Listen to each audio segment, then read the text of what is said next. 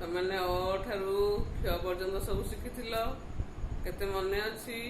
आज आम पढ़ा आउ लिखा अ आ हर्षई दीर्घई हर्षौ दीर्घ ये सब को नहीं केते गुड़ाए शब्द आम पढ़ा आउ लिखा है। मु आग लिखिदे तुम मैंने पढ़ तापर देखिकी लिख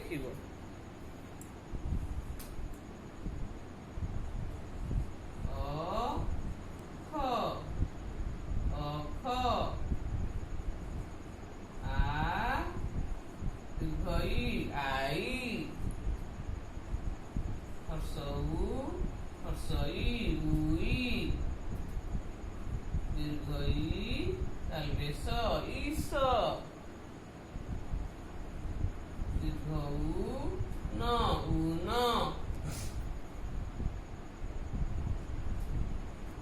ऋण ऋण एक एक ऐर ऐर ओट ओट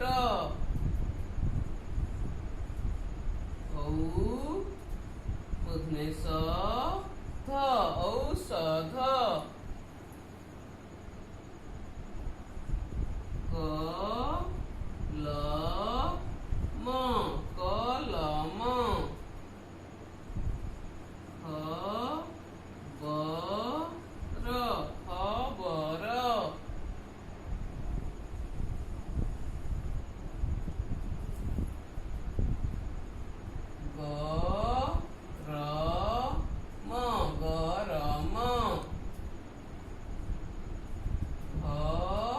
घर घर चक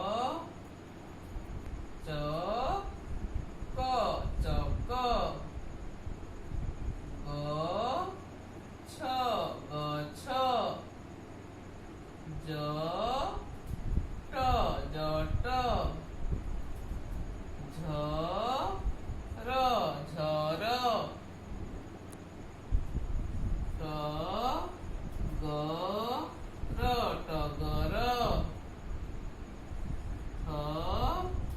टगर ठक डर डर ढग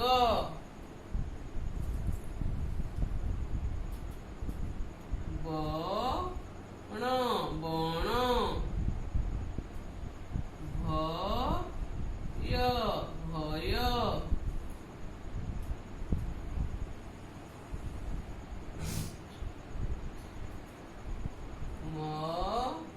मगर मगर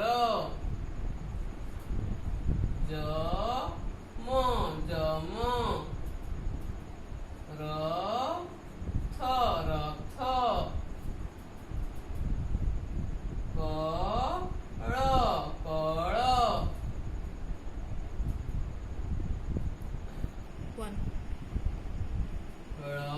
लय लय हळ हळ चस रस रस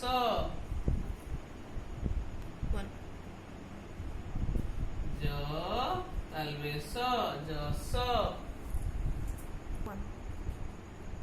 अच्छा एबे एगुड़ाक पढ़ तापर लिख पढ़ अ ख अख आ दीर्घई आई हर्षौ हर्षई उई दीर्घई तालबेश ईश दीर्घौ न ऊन ऋण एक एक ऐर ऐर ओट ओट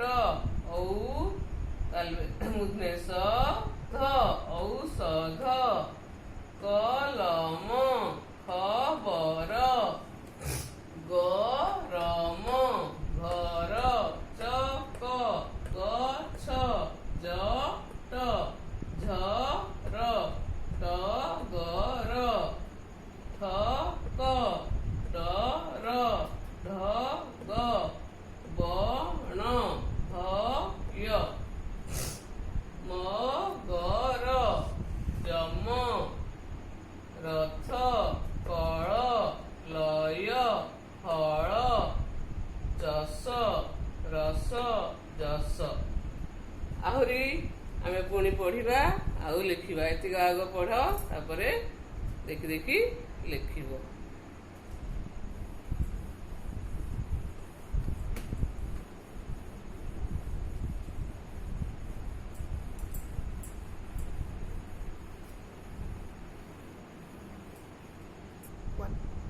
ଏବେ ଆମେ ଆଉ ଟିକେ କିଛି ପଢ଼ିବା ଆଉ ଲେଖିବା। ଆଗ ମୁଁ ଲେଖୁଛି, ଦେଖି ଦେଖି ତମେ ପଢ଼ିବ ଆଉ ତାପରେ ଯାଇକି ଲେଖିବ ହେଲା।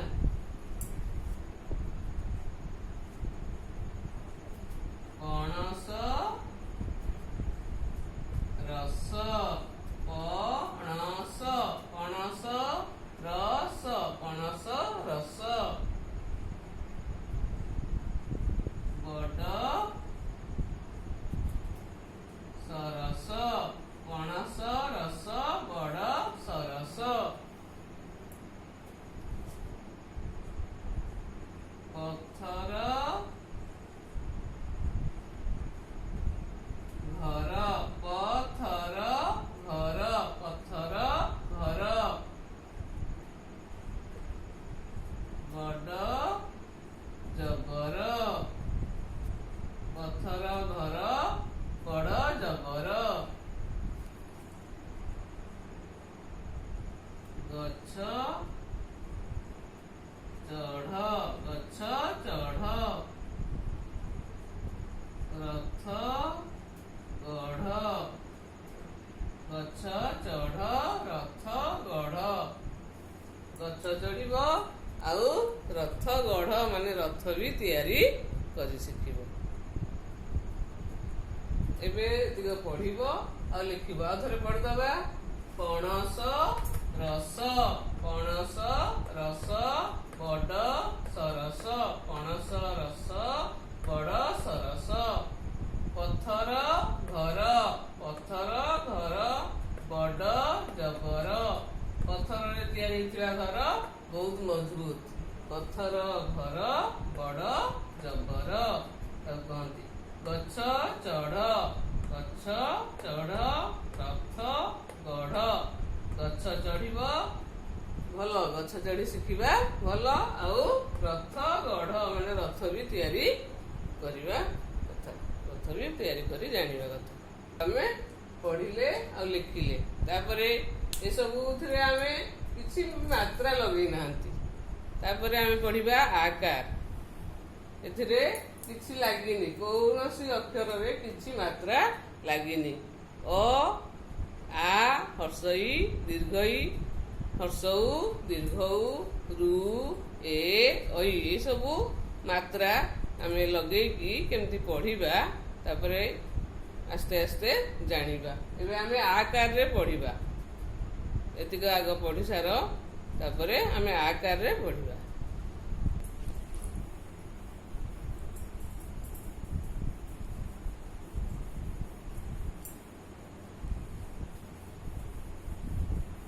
ଆମେ ଏବେ ଆକାରରେ କେତେ ଗୁଡ଼ିଏ ଶବ୍ଦ ଗଢ଼ିବା, ତାକୁ ପଢ଼ିବା। ଆଗ ଆକାର ଲଗେଇଲେ କେମିତି ଅକ୍ଷର ହୁଏ ତାକୁ ଜାଣିବା। କରେ ଆକାର କା, ଖରେ ଆକାର ଖା, ଗରେ ଆକାର ଗା, ଘରେ ଆକାର ଘା, ଏମିତି ହୁଏ। ଆମେ ଏବେ ପଢ଼ିବା। କ ଯୋଗ ଆ ହେଲା କା, ଖ ଯୋଗ ଆ ହେଲା ଖା, ଏଟା ହେଲା ଆକାର। କରେ ଆ ମିଶିଲା କା ହେଲା, ଖରେ ଆ ମିଶିଲା କା ହେଲା, ଏଟା ହେଲା ଆକାର।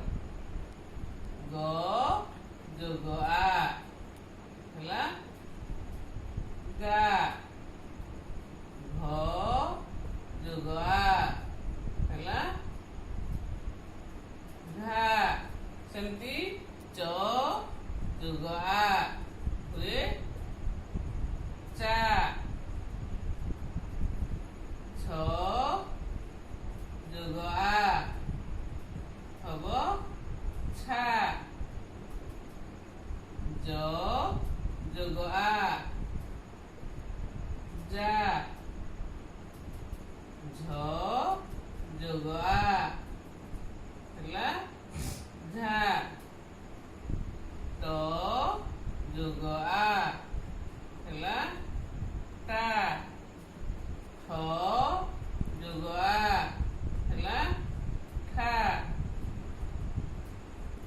ଡ଼ ଯୋଗ ଆ ହେଲା ଡା। ଢ ଯୋଗ ଆ ହେଲା ଢା। ଣ ଯୋଗ ଆ ହେଲା ଣା। କ ଯୋଗ ଆ ହେଲା ତା। ଥ ଯୋଗ ଆ ଥା। ଦ ଯୋଗ ଆ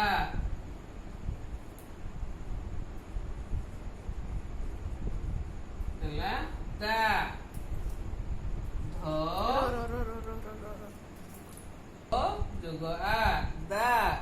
ସେମିତି ଧ ଯୋଗ ଆ ହେଲା ଧା। ନ ଯୋଗ ଆ ହେଲା ନା। ପ ଯୋଗ ଆ ହେଲା ପା। ଫ ଯୋଗ ଆ ହେଲା ଫା। ଗ ଯୋଗ ଆ ହେଲା ବା। ଭ ଯୋଗ ଆ ଭା। ସେମିତି ମ ଯୋଗ ଆ ମା। ଜ ଯୋଗ ଆ ଯା।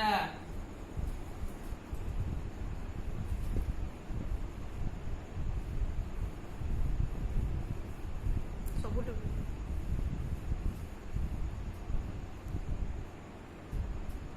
ର ଯୋଗ ଆ ହୁଏ ରା। ଳ ଯୋଗ ଆ ହେଲେ ଳା। ତାଲବେଶ ଯୋଗ ଆ ସା। ମୂର୍ଧନେଶ ଯୋଗ ଆ ଇସା।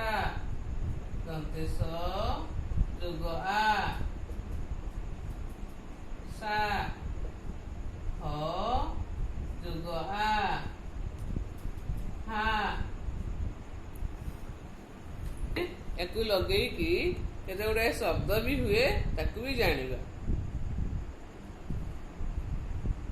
ଆଗ ଏତିକ ପଢ଼ିଦିଅ, ତାପରେ ଆମେ ପୁଣି କେତେ ଗୁଡ଼ାଏ ଶବ୍ଦ ବି ହୁଏ ଆକାରରେ ସେଗୁଡ଼ାକ ସବୁ ଜାଣିବା।